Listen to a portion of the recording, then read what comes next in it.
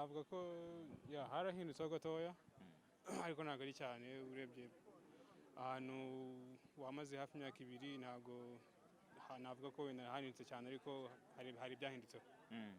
Hanyuma imyitozo ya mbere uri muri equipe ya Rayon Sport muri rusange ni imyitozo wakiriye ute, ni imyitozo yari imeze ite kuri wowe Rwatubyaye? Navuga ko ari imyitozo nari niteze, ni imyitozo iri physique kandi harimo no gukina. Urebye ni imyitozo wenda imaye ishusho ya mbere muri Rayon Sport, ishusho nziza kandi ituma ngaruka no kuri form.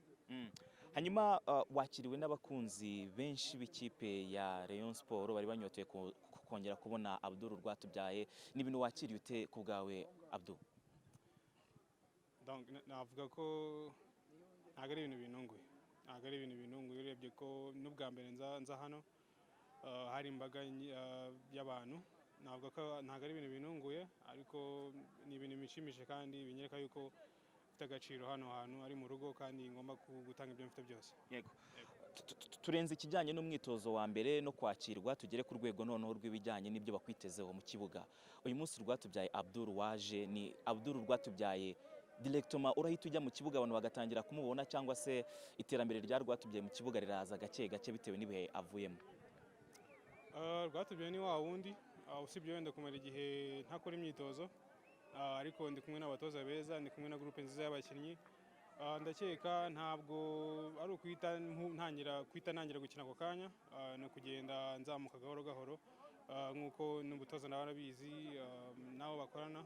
Donc ndabyizeye neza kandi ko Yenuvu bazongera bakayinsubizaho.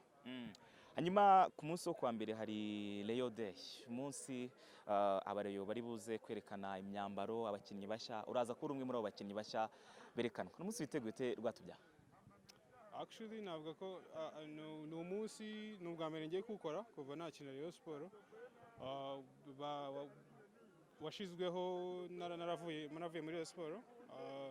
Donc n'ubwa mbere ngiye kuwukora, ni umunsi niteguye neza, ni umunsi ntegereje nanjye guserukira n'abandi bakinnyi, kuba ndi kumwe n'abandi bakinnyi, kuza imbere y'abafana. So navuga ko Rayon Day ni umunsi umwihariko kuri jyewe. Dusoza Abdul, uri hano by'amezi 3, uri hano by'amezi 6, uri hano by'amezi 18, uri hano by'amezi 36. Abdul Rwatubyaye ari hano kugeza ryari? Ntabwo navuga ko ndi hano igihe runaka, ko urebye wenda navuga ko urwego nari ngezeho ni urwego rwo guserukira u Rwanda hanze. Kuba ngarutse muri Rayon Sport ni ugaruka muri Rayon Sport gufatanya n'abatoza n'abakinnyi bagenzi banjye gutwara ibikombe, kongera gusohokera u Rwanda. Actually so ntabwo navuga ko hari igihe giteganyijwe yuko nzaguma hano. Mfite amasezerano y'imyaka 2, hari igihe namara iyo myaka 2, hari igihe namara umwaka umwe, bizaterwa n'imyitwarire yanjye. Ijambo rimwe kuri uyu mutoza mukoranye bwa mbere mu mateka yawe? Ni umunyabwenge, nicyo kintu navuga. Ni umunyabwenge kandi azi guprepara abakinnyi, haba mu mutwe, haba physiquement, haba tactiquement. So navuga ko byose tubimwitezeho kandi tubimuziho. Message ku bafana? Message ku bafana nuko turabakunda cyane kandi nabo barabizi, nk'uko nabo badukunda, bakomeza badushyigikire. Twatsindwa ariko ntabwo duteganya gutsindwa. Ibihe byose tubibanyemo kandi twiteguye gutanga ibyo